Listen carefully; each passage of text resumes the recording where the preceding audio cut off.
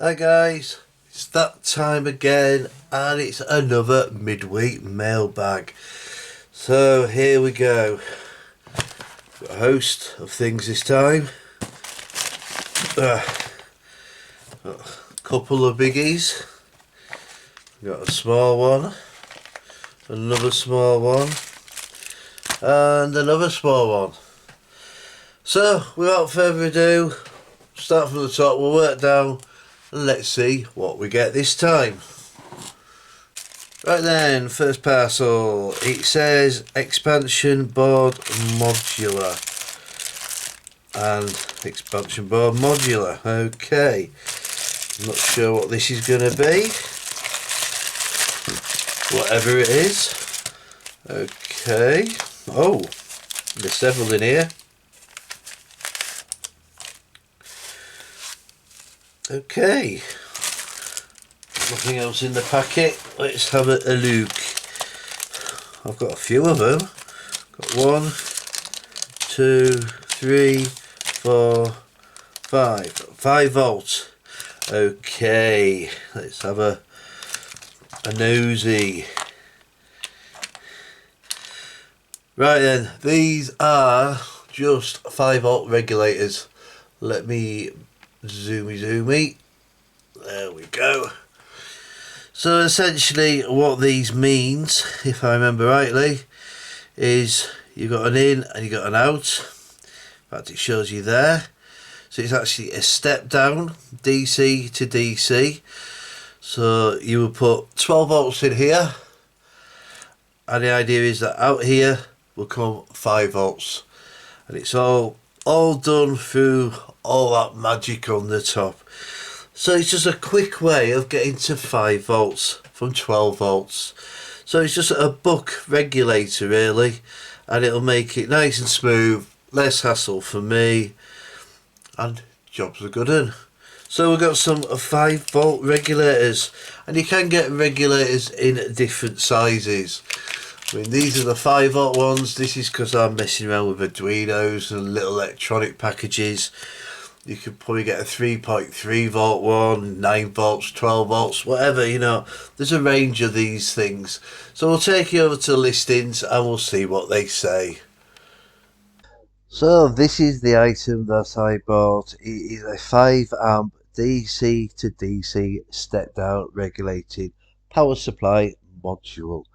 Now the module I actually bought will actually take up to 12 volts going in. In fact, mine is a 12 volt one and it outputs 5 volts. But if you look here, we can have an output of 3.3 volts.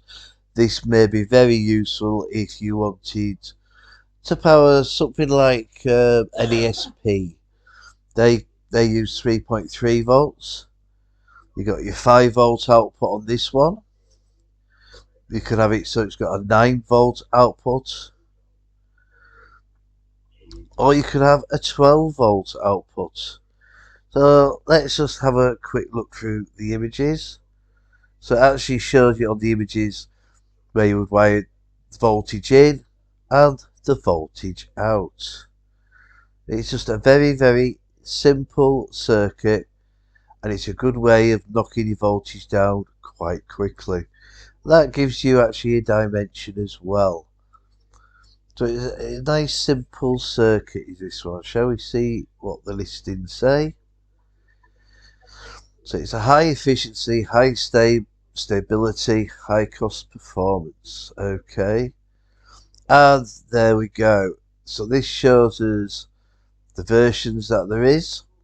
The output voltage, the input voltage. That's interesting. So the input we can actually put from 5 volts up to 20 volts. So on mine, I can take mine from 7 volts to 20 volts.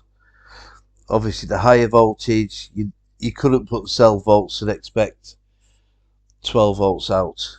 You know, you have to have a higher voltage going in before it'll drop down.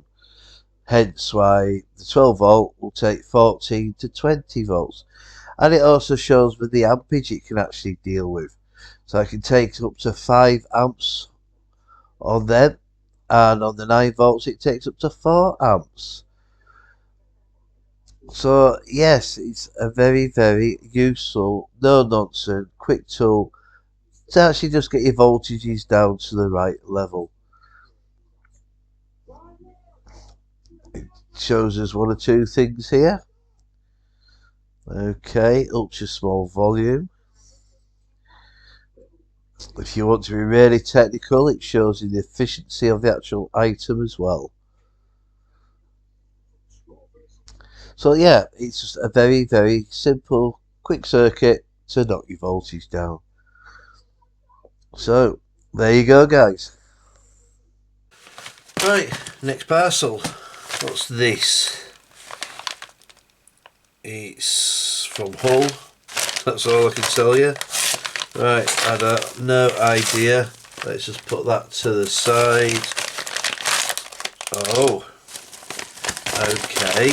What else have we got in here? Right. I know these are. These. Let's get one out, shall we? These are relay boards. Where's my little knife gone? Oh, it needs to be better than that, Tone. Closer. There we go. We're in. We're in. Right, these are relay boards, which means I can actually control these off an Arduino if I wish. Now then, let's just take a deeper look at this. There we go. Let's zoom out a little bit. Right, basically I have pins in here. I've got 1, 2, 3, 4, a ground and a VC. Now what's special about this is I can give this, I believe, a 12 volt feed. I'll probably give the feed on here, the 12 volts. Oh no, maybe on the side there. Yes, could be on the side there.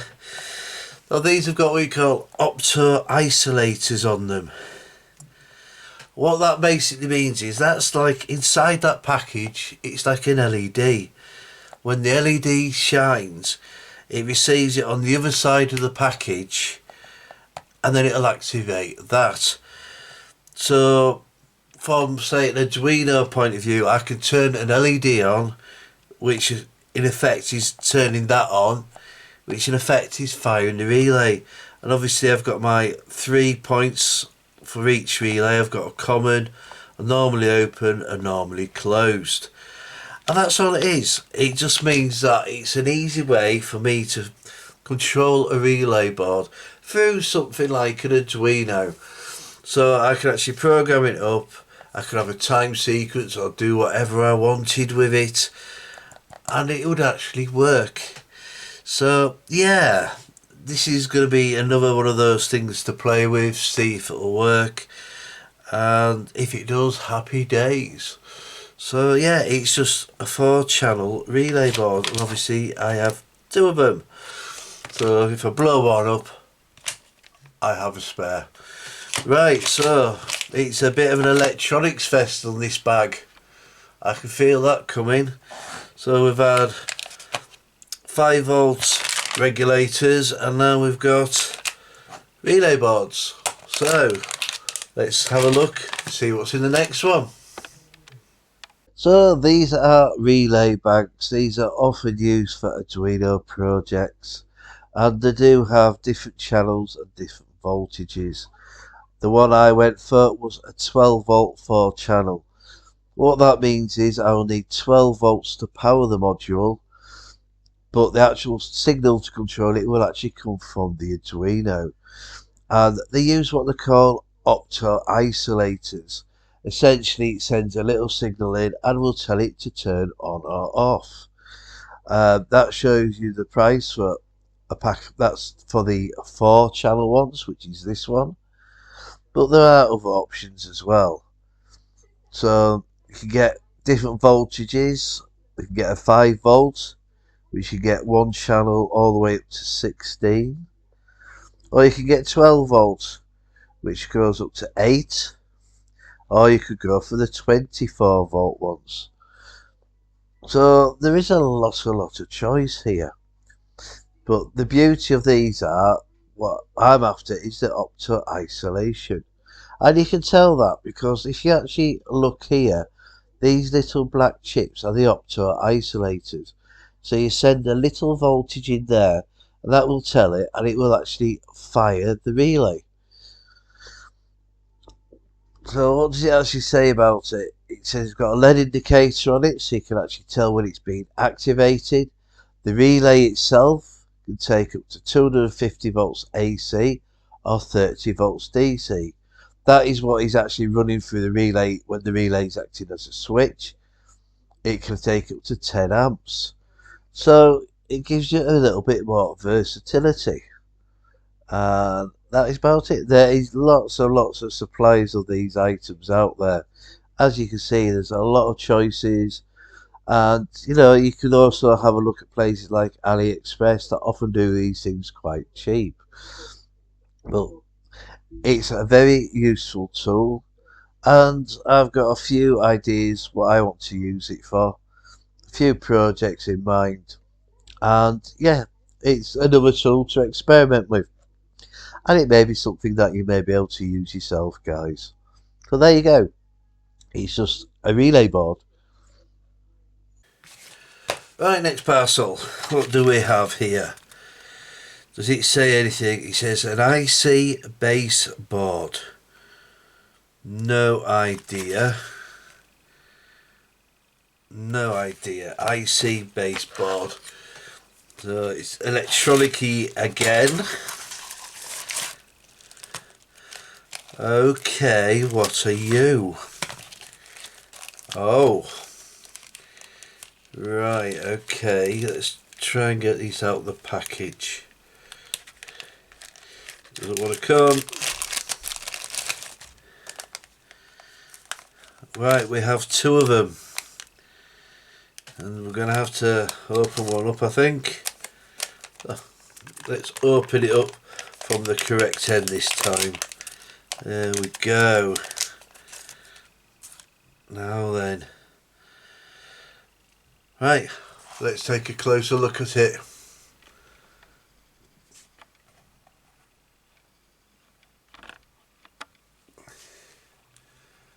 You got a focusy. Right, this looks like to me like a soundboard. The reason I say that is because if I get a poking tool, we have a ground, a battery. Why would we have a battery? We've got speaker,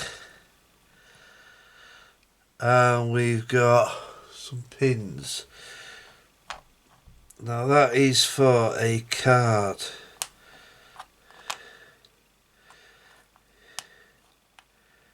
So I have no idea. I've got a ground and a battery, so it's powered by a battery source.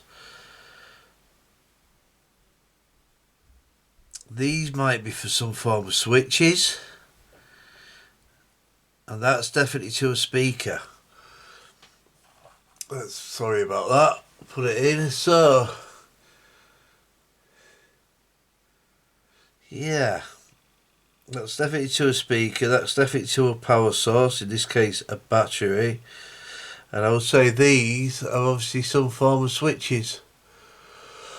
Right, I'm a bit confused on this one. Does it have a year on it? Probably not. No.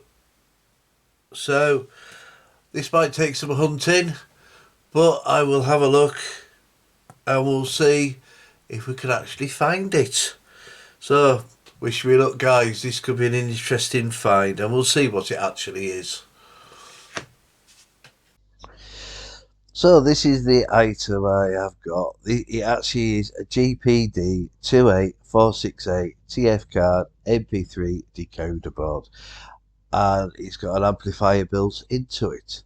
So let's have a look at this item and see what it actually has to say about itself.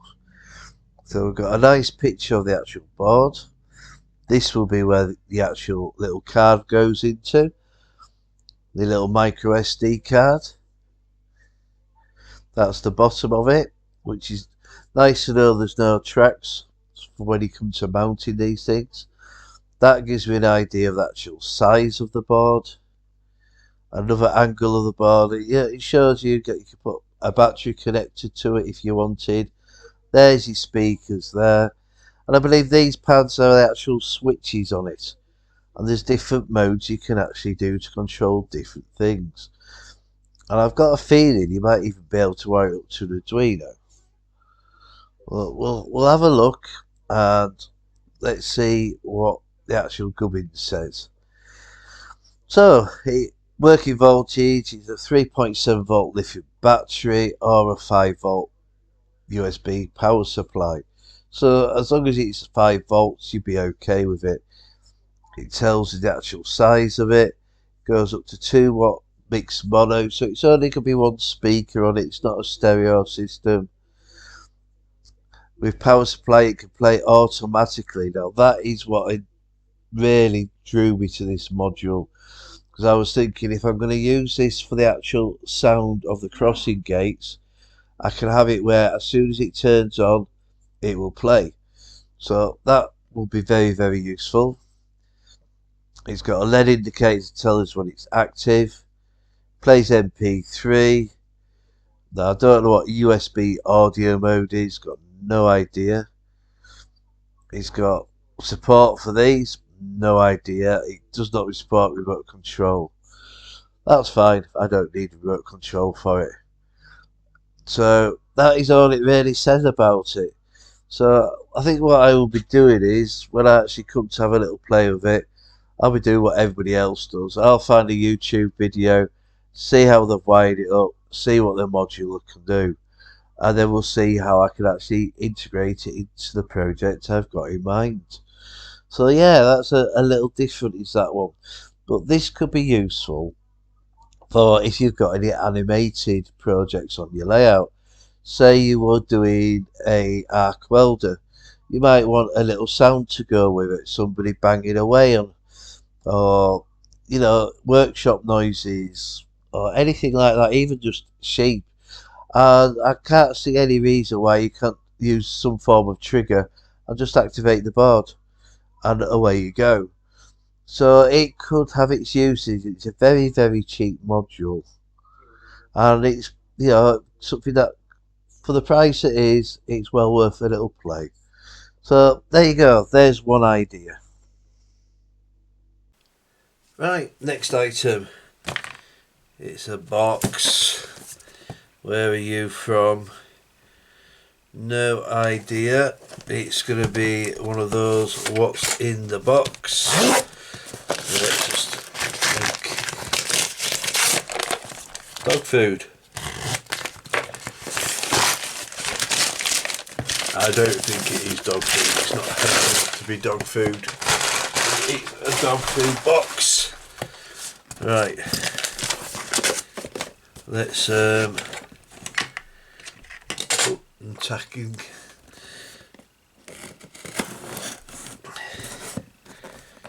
Okay.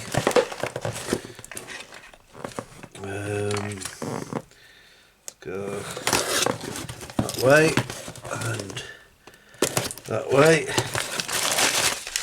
Okay, more packing. We've got bubbles. Oh yeah, they're bubbles. Alright, what on earth are you? It's Graham Farish. So makes a change from electronics.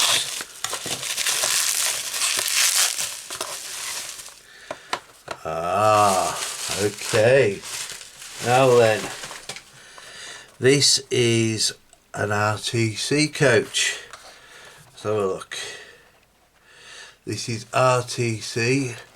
Let's zoomy. There we go. Test Coach 6.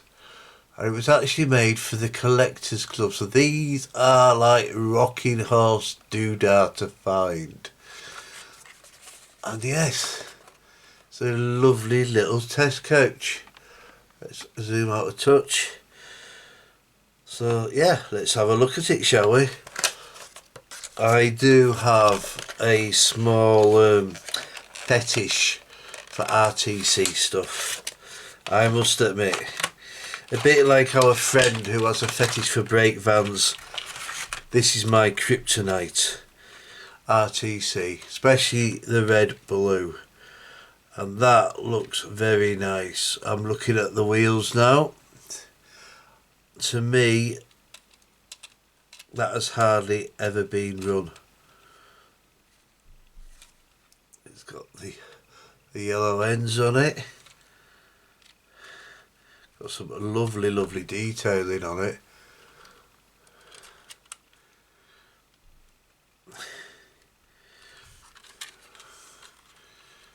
Shall we zoom in, see if we can see any writing on it? See if it'll actually catch it on the camera. I don't think it will.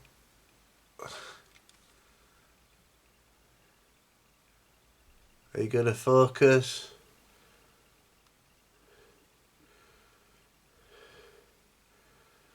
Come on. It tried, but it's not going to capture it. Okay. Right, so we have a test car 6. Oh, look at that. You can actually see a bit of the writing on there. It is actually very crisp. It is a nice looking model. We'll zoom it out. So yeah, we've got the obligatory bits in there as well, so that's good. We've got all the pipe work and stuff. So yeah, we've got test car 6 to the collection. Very nice. So I do like that. Oh, there's a limited edition, number 73. Well, can't grumble at that. I don't know how many were made. Oh, 504. 504 were produced, and this is number 73. Well, I can't grumble at that. That is a lovely little buy. I'll put that back in its box before I lose it, with its little card. So yeah, very nice. So let's see if I can find anything about it. So this is the actual model number of the actual test car 6, the RTC blue and red coach that I got. It actually gives us a little bit of detail about it. It gives us the name, the era, the length of it. It obviously doesn't come with lighting or passengers or anything like that. It tells us it's a Mark IIA coach and it's a first corridor coach. And this was done for the actual collectors club. So these are like hen's teeth to find. They are very rare. And it was actually released in 2019. So it's been out a while, but if it's a collector's club, I should imagine they only made like 500 of them. So it's very limited, very rare, and they don't come up cheap when you actually see them. But that is the actual model of the coach. And even the Hattons don't have this listed properly. Hence why we've gone over to the Model Rail database to see what they have to say about it. Right, on to the last one. No idea what this is. So let's just get into it. I'm not even sure how to get into it. Is it one of those funny boxes with the flaps? Might be. I don't know. Is this the way? This looks like the... Oh, okay. CJM. What on earth is this? I'll have a quick look off screen. Okay. So, previously we had some of Chris Marchant stuff. And again, this is part of that. What have I got this time? I have a blue-grey Pullman first kitchen. Right, this is definitely a month for coaches, I would say, guys. Last time it was wagons, this time it's coaches. So let's have a look in here. So we have all the bits. Let's have a zoomy. We have all the bits. And it actually shows us where it all goes. So yeah, some tiny bits in there.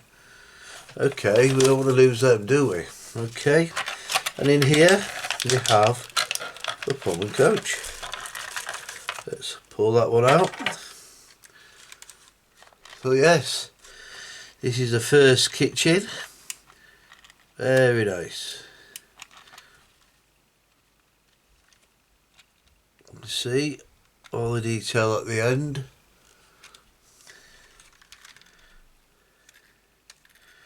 Freewheeling. I don't think this had a lot of use. It looks a very nice paint job. And this little fella will actually complete one of my trains that I have.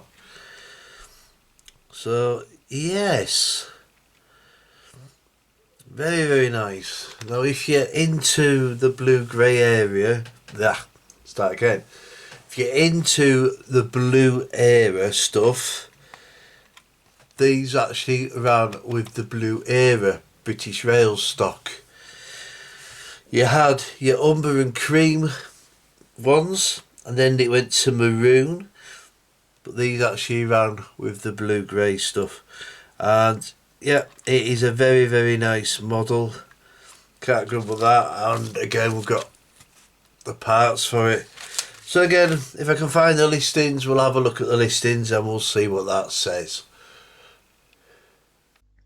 So here is the listing for the Pullman First Kitchen car, and it's the grey Farish 374/221A, which is the model I got. This is the old Hatton's listing. So let's have a quick look at the pictures, shall we? So we've got the one side, the other side, a side-on view, and that of course shows us the length of the coach and what it looks like in the box. So it doesn't really tell us too much about it, really, just what it is. But if we go over to the Engage resource page, we've got a lovely picture of it here, and it was 221A, which means it was actually released in 2012, and its running number is E323E. And as you can see, the model was previously released as 221 in 2007. So there you go. That is the coach for the Pullman kitchen car. So this is the roundup for this week. So what did we start off with? Right, we started off with the little 5-volt regulator boards. So they're going to be coming very useful. Then we've got the relay boards as well. So that's another toy to play with. And of course the MP3 player. Now I'm hoping that I'll be able to trigger sound with this board. I'm not sure yet until we actually have a play, but my thoughts are maybe this was part of the project for me flashing lights. As you know, let's have a look. What did I do with the little fellas?